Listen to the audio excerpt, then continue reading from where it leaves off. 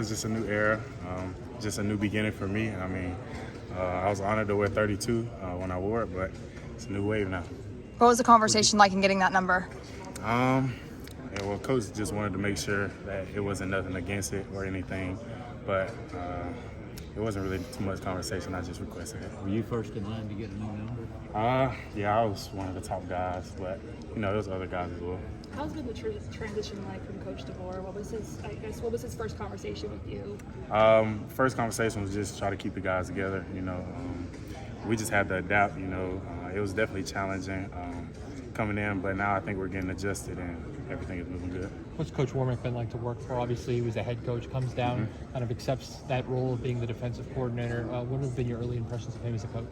Yeah, great guy, great coach, has a lot of energy, and I love to play for a guy like that, and he's flying around at practice with us, and we all love that. How has you evolved as a leader? I know it's just spring practice, but Are you taking a more vocal approach this season? Yes, sir. I'm trying to just be more vocal in team meetings or anything like that.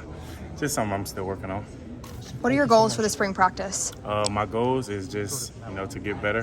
Different. We got music at practice now, so that's a little fun. But it's been great though. All the coaches, they have great positive energy, allowing us to go out there and play fast and going out there and compete against one another. And at the end of the day, we all come together as a team and shake it up, dap it up, and know that we're all on one team and we're just working to that ultimate goal. What's been your first impression of the new guys here? Like the players? Like the new early enrollees, the younger guys. Yeah, they've been great. They've been willing to learn and very understanding, very coachable, hard workers, and it's really all you can ask from somebody. Just come in, give your best, and try to learn as much as you can day in and day out.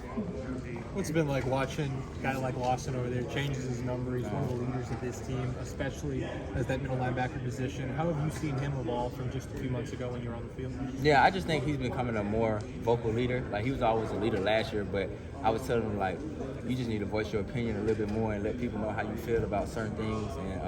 And he's doing a great job with that this year, and he's taking on the stride, taking on the responsibility of being that leader and that linebacker for our defense. And as far as working with Coach Warmack, what's it been like getting to understand his philosophy and his coaching style? It's been good, and it's been a smooth process. A lot of vision stuff on the quarterback, and a lot of unique ways to play certain things, and it's been great. I've been having fun with it. Last one I had, was it weird to go out there and not see the guy with the straw hat out there? Was it a little strange? It was a little strange at first. I'm still getting used to it a little bit.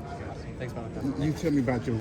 I made a commitment to come back to this university, not just because of Coach Saban, but everybody around it, from the people in academics to the nutrition staff to the training room and all of my teammates. I just love being here, and it's a great place, and I won't want to be nowhere else.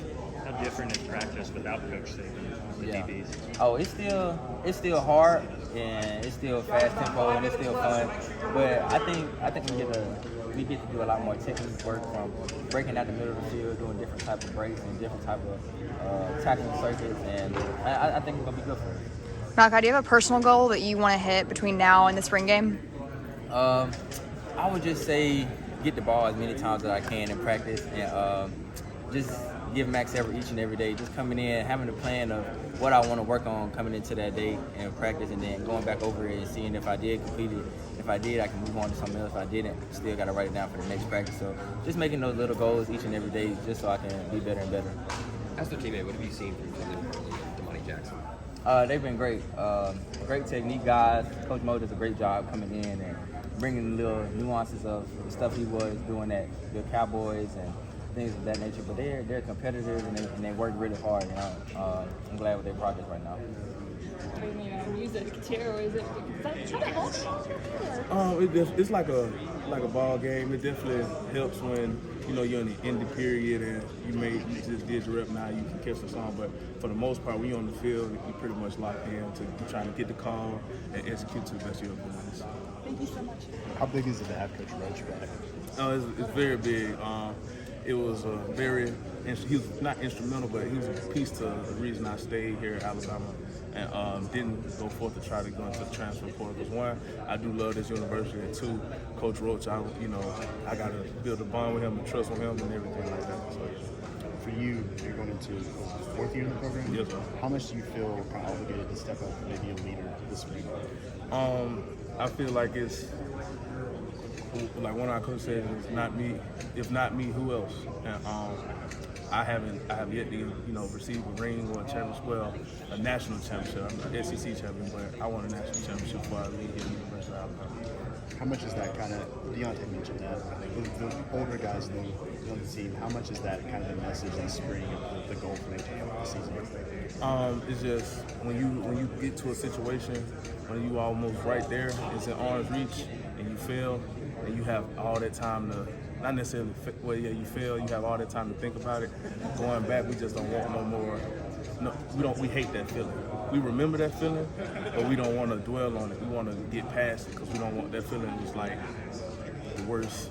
Like that's all I can say about that. Yeah, it's probably one of the worst feelings ever. So, like I said, everybody starving.